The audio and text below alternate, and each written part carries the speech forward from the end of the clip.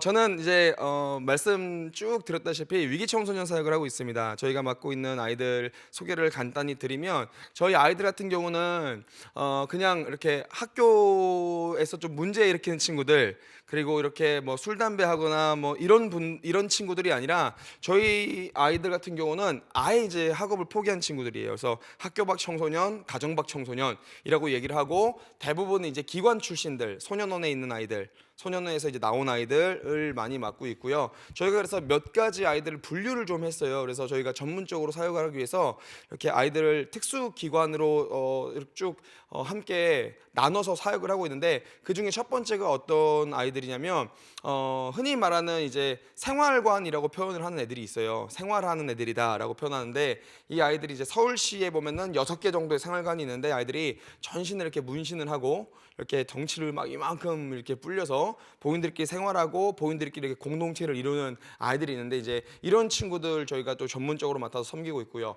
두 번째는 조금 좀 민감하지만 성매매하는 아이들이 있어요. 성매매하는 아이들 만나서 성매매 못하게 하고 있고, 저희가 복음 전하고 있고 같이 이렇게 예배하고 있고, 또 세 번째 케이스 저희가 특수부서 중에는 이것도 조금 예민한데, 그 동성애하는 아이들이 또 저희가 있어요. 성매매하는 애들 만나다가 애들에게 복음 전하고 저녁에 고기 먹이고 힘든 걸 이렇게 해결해주고 같이 이렇게 예배를 하다 보니까 이 친구들이 이렇게 친구들을 데리고 왔는데, 그 친구들이 이제 이런 아이들이었었어요. 그래서 만나가지고 또 복음 전하고, 또 동일하게 또 아프면은 또 병원 같이 데려가주고, 배고프다고 하면 밥 사 먹이고, 이러면서 이제 복음을 전하고 있고요. 그렇게 하다 보니까 저희 양떼 커뮤니티 안에 모인 우리 지체들을 보면은 상당히 어렵고 힘든 친구들이 많죠.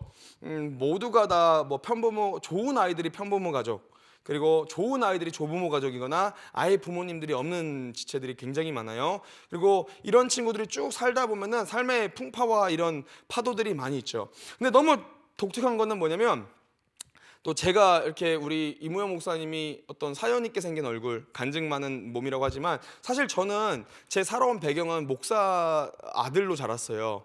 그러니까 저는 우리 아이들 같은 삶을 살지는 않았어요. 그러니까 많은 우리 목사님들, 성도님들이 제가 우리 아이들 같은 삶을 살다가 예수님을 인격적으로 만나서 나 같은 놈들 변화시켜야겠다 해가지고 이렇게 막 열심히 사역하는 것을 원하시더라고요.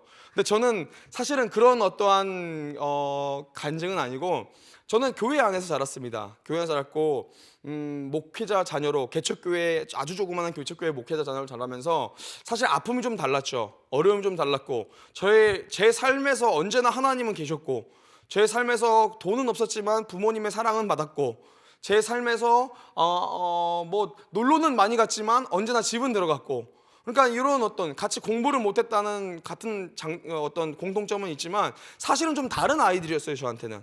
그래서 이런 친구들을 만나게 되면서 이 사역을 하게 되는데, 제가 놀라운 것들을 몇 가지 경험을 했습니다. 첫 번째가 뭐냐면, 너무 다르다라는 거예요. 아이들과 제가 너무 다르더라고요. 사실 좀 같이 놀아주기 위해서 이런저런 어떠한 공유들을 좀 하려고 하다 보면은 여지없이 제가 제 마음에 스스로 반발이 일어나더라고요. 특별히 이제 동성애하는 친구들, 좀 예민하지만 민감하지만, 저는 교회에서 쭉 자랐기 때문에 동성애하는 친구들이 우리나라에 있을 거란 생각 자체를 못했었거든요. 왜냐하면 한 번도 본 적이 없으니까, 이런 친구들을. 근데 제 눈앞에 이런 친구들이 딱 있고, 이 전도사 시절에 이 친구들에게 저희가 어려운 것들을 해결해주고 뭔가를 하려고 할 때, 앞에서는 하지만 속으로는 제가 무슨 고민이 있었냐면, 이렇게 해도 되나? 전도사가 돼가지고 애들을 만나서 이렇게 뭔가를 이렇게 해도 되나? 막 이런 생각이 들더라고요. 생활관 아이들, 이렇게 막 거친 아이들 만날 때 애들이 대부분 이렇게 막 전신에 문신이 있고요. 애들이랑 이제 저희는 독특한 현상들이 몇 가지가 있는데, 놀러를 다니면 그게 명확하게 나타나죠. 아무리 사람이 많은 곳에도 저희가 가면은 저희밖에 안 남는 놀라운 일들이 일어나요. 그렇게 여름에 피 큰 날, 그리고 뭐 어떻게 그 계곡이나 이런 바닷가에 사람들이 그렇게 많은 날에도 저희 아이들과 제가 가면은, 놀러를 가면은 어느 순간 사람들이 싹 사라지고 저희만 남는 일들. 왜냐면 험악하게 보이죠. 무섭게 보이죠. 아이들을 섬기면서도 여러 가지 사건들을 많이 당했습니다. 특별히 제가 제일 마음에 아팠던 사건들 중에 하나가 뭐냐면, 아이들이 자살을 해서 이렇게 하나님 나라를 갔다고 저는 믿고 싶지만, 어쨌든 이런 이렇게 자살해가지고 아이들이 이렇게 죽는 경우들. 그리고 또 아니면 본인이 낙태나 이런 것을 하면서 또 생명들을 죽이는 경험들, 이런 경험들을 수시로 하다 보니까 제 마음에 뭐가 생기냐면 이상한 두려움이라는 게 좀 생기더라고요. 지금도 제 아이들을 만나면서 제 마음 가운데 뭐가 있냐면 걱정과 근심보다는 약간 두려움이 좀 있어요. 그 두려움의 근원이 뭐냐면 아이들이 변하지 않을 거라는 어떠한 제 마음의 어떤 이런 어떤 환경들이 있더라고요. 여러분, 우리 주위가 생각보다 예수님을 믿으면 뭔가가 엄청나게 변하고 바뀌고 엄청나게 이렇게 우리들의 기도가 응답이 되고 이런 것들을 원하시는 분들이 정말 많은 것 같아요. 저는 그것도 분명히 하나님께서 하실 수 있다고 저는 굳게 믿습니다. 저는 생각을 하고 있고요. 정말 어려운 문제와 힘든 상황 가운데 주님께서 역사하시면은 변한다라고 저는 확신을 하고 있습니다. 그런데 생각보다는 하나님께서 이렇게 변화시키시기보다는 다르게 또 변화시키는 방법들이 너무 많더라고요. 제가 만난 하나님은 사실 그러한 것 같아요. 아이들이 극명하게 변화되는 것을 많은 분들이 저에게 기대하시지만 사실 부끄럽지만 제가 이런 방송이나 이런 강의 때 아이들이 변했다라는 것을 말씀을 드리지 못하는 이유가 이렇게 말씀을 드리고 나서도 언제든지 저희 아이들은 다시 되돌아오기 때문에, 그러니까 아이들은 변하는 게 별로 없어요. 저희는 그냥 무작정 아이들을 사랑해주고 무작정 복음 전하는 것이 저희들의 전부라고 생각을 할 때가 굉장히 많이 있습니다. 그러다 보니까 아까 말했다시피 그 두려움, 그리고 지침, 그리고 어떻게 보면 홀로 된 쓸쓸함과 외로움이 저와 사실은 저희 함께 사역하시는 사역자들의 마음에 근원에 자리 잡는 생각 중에 하나일 것 같아요. 이 시대가 사실은 어렵습니다. 지금 특별히 우리가 살아가고 있는 우리가 지금 거하고 있는 이 공간과 환경대가 사실은 너무 힘든 세대 같아요. 다 자가격리를 하고 있는, 그죠? 본인들이 본인들을 집에서 지금 피난처를 삼고 있는, 안전해지려고 지금 하고 있는, 누군가가 지금 기침만 하더라도요. 저 오는 지금 이 와중에 대중교통을 사용을 했는데 기침을 한 순간 모든 이들이 눈이 다 기침을 하는 이들한테 가더라고요. 이 어떤 혐오와 공포와 조장, 그리고 이렇게 됐을 때 또 질병들이 항상 창궐 했을 때는 뭐가 또 따라오죠? 경제적인 여파가 굉장히 따라오죠. 엄청나게 경제적으로 힘든 상황 가운데 우리 그리스도인들은 과연 어디에 있고 어떤 생각을 해야 될까 고민을 하면서 제가 제 사역을 하는 가운데 만났던 하나님을 좀 약간 나누길 소망합니다. 저는 어렸을 때 말씀드렸던 것처럼 목회자 자녀에서 자랐어요. 목회자 자녀는 정말 목회자 자녀가 마음이 아픈 것 중에 하나가 뭐냐면 예배를 많이 해야 된다는 것이 있어요. 내 의사와는 다르게 저는 개척교회 목회자 자녀다 보니까 예배를 많이 했어야 됩니다. 근데 무슨 한국 교회는 이렇게 예배가 많은지, 수요 예배는 제가 조금 이해했습니다. 왜냐하면 수요 예배는 그 일주일에 중앙에 있잖아요. 저는 이게 어떤 의미예요? 중간 점검이라고 생각을 했어요. 중간 점검을 한다. 그리고 토요일날, 주일날은 뭐 당연한 거고, 토요일날은 우리 많은 목사님들이 뭐라고 얘기하시면 토요일도 주일을 위해서 준비해야 되는 날이다. 그래서 토요일도 저는 오케이. 근데 제가 제일 가기 싫었던 날이 있었습니다. 그게 어디냐면 금요일날, 금요철야 예배. 왜 이 불타는 금요일날 교회를 가야 되는 것인가? 목회자 자녀지만 제 마음에 그 궁금증이 늘 있었어요. 왜 이렇게 금요일날 저녁은 교회가 가기가 싫어요?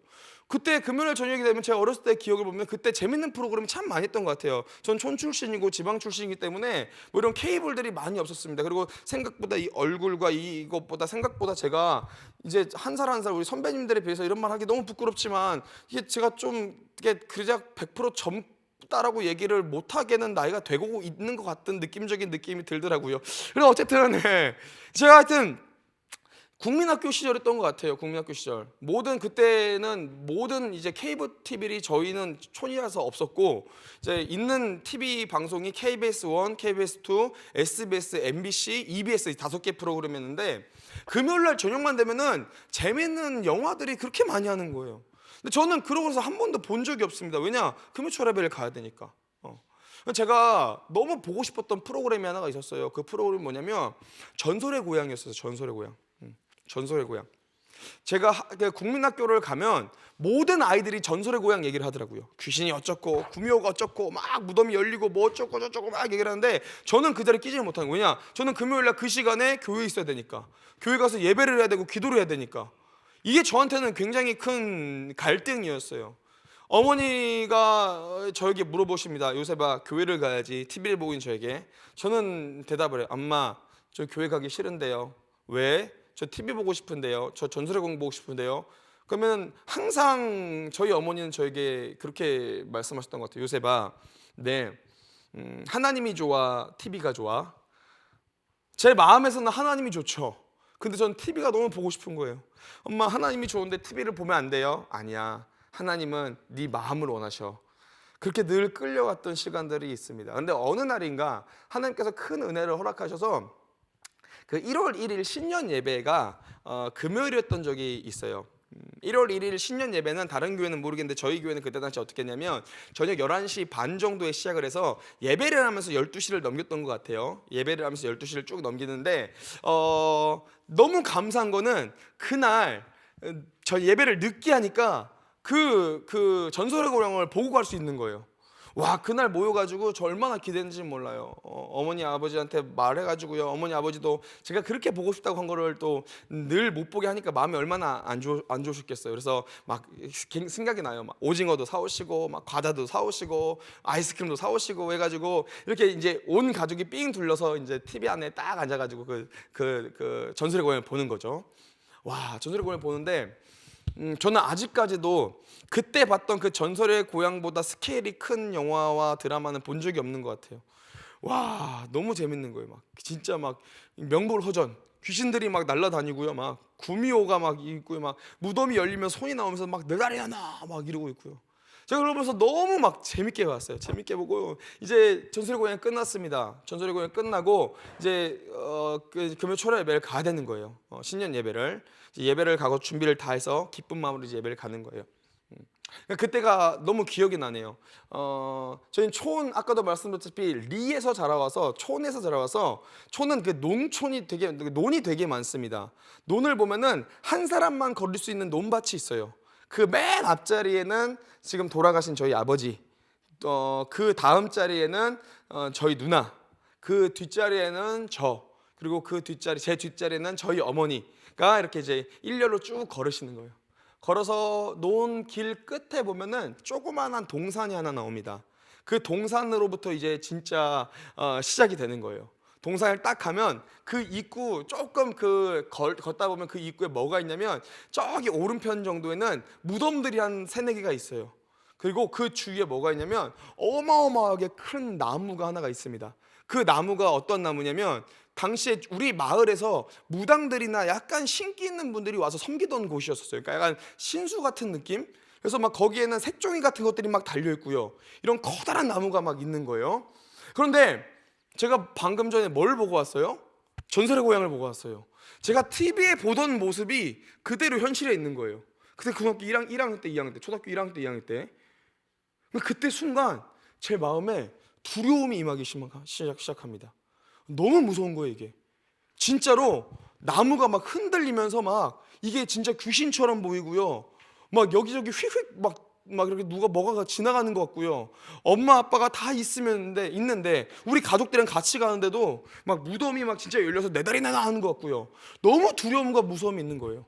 그러면서 제가 무서워가지고요, 바들바들 떨면서 이게 눈으로 힐끔힐끔 보고 가는, 힐끔힐끔 한 발짝 한 발짝. 왜? 남자는 무서우면 안 되니까. 저희 아버지가 늘 그랬거든요. 남자는, 요셉아, 남자는 무서우면 안 돼.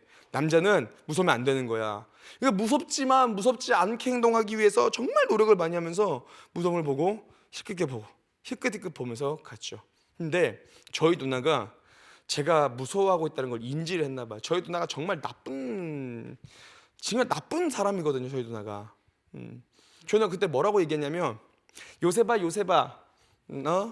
귀신은 앞에서 세 번째로 온 사람 잡아간대 그러더라고요. 제가 세봤어요. 하나, 둘, 셋. 전 거예요. 와, 그때가 제가 기억할 때 약간 트라우마 같은 느낌. 너무 무서워가지고 발을 못 대는 거예요. 진짜 귀신이 잡아가는구나. 전설의 고향에서 봤던 그 귀신들이 지금 내 옆에 있구나. 이 두려움이 임하니까 나 아무것도 못 하겠더라고요. 그래서 막 바들바들 떨고 있는데 뒤로 오셨던 어머니가 저한테 그러시다고요. 요셉아, 뭐가 무서워? 그런 거 무서워하지 마. 그럼 저한테 물어봐요. 요셉아, 무서워? 그래서 왜 그래? 너 가. 가. 우리 예배 시간 늦는다. 그때 저희 어머니가 아버지를 부르시다고요. 여보, 잠깐 일로 와봐요. 아버지가 왜? 하고 오시면서 요셉이 무서워가지고 못 가고 있는데 당신이 좀 안아서 좀 가시죠. 그때 제가 아버지가 저를 이 기억이 나요. 이 집채만한 놈이 무슨 뭐 무섭다고 하면 저를 이렇게 안으셔가지고 가셨던 기억이 나요. 근데 전 그때가 잊혀지지가 않아요. 아버지한테 안기자마자 제가 가장 처음 보였던 게 뭐냐면 무덤이나 큰 나무가 아니라 너무 이쁘게 뜬 달빛이 먼저 보이더라고요. 여러분 너무 놀랍지 않으세요? 제가 아버지한테 안겼다고 그 무서운 무덤과 그 무서운 나무가 사라집니까? 그 무섭게 생긴 어떤 이런 무당들이 와서 구출하는 그 공간들이 사라져요? 제가 아버지한테 안겼다고?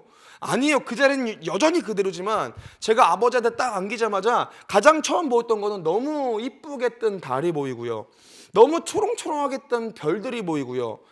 귀뚜라미 소리, 너무 아름다운 귀뚜라미 소리가 들리고요. 아버지의 따뜻한 체온이 느껴지고요.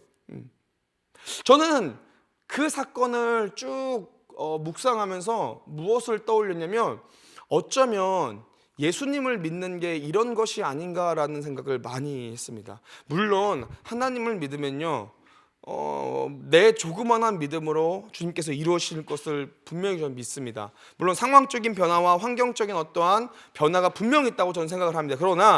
그러나 우리 예수 믿는 사람들이 강한 이유가 뭡니까? 그건 상황과 환경이 변하는 게 아니라 예수 믿는 사람들은 주님 안에 안겼기 때문에 다른 것을 보는 거.